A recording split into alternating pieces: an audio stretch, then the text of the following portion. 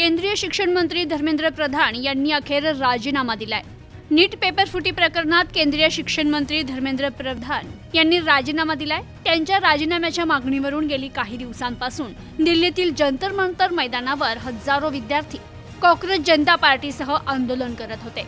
या आंदोलनाला आज अखेर यश आलं असून केंद्रीय शिक्षण मंत्री धर्मेंद्र प्रधान यांनी आपल्या पदाचा राजीनामा दिलाय।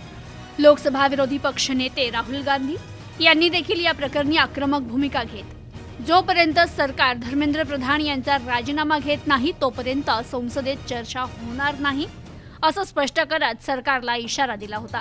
धर्मेंद्र प्रधान यांच्या राजीनाम्याची मागणी करत सामाजिक कार्यकर्ते सोनम वांगचुक यांनी देखील तब्बल 26 दिवस उपोषण केलं होतं। तर दुसरीकडे धर्मेंद्र प्रधान यांनी राजीनामा दिल्यानंतर आता कॉक्रोच जनता पार्टी आणि विरोधक काय भूमिका घेणार आणि जंतर मंतर मैदानावर सुरू असणारं आंदोलन कधीपर्यंत चालणार याकडे सर्वांचं लक्ष लागलंय।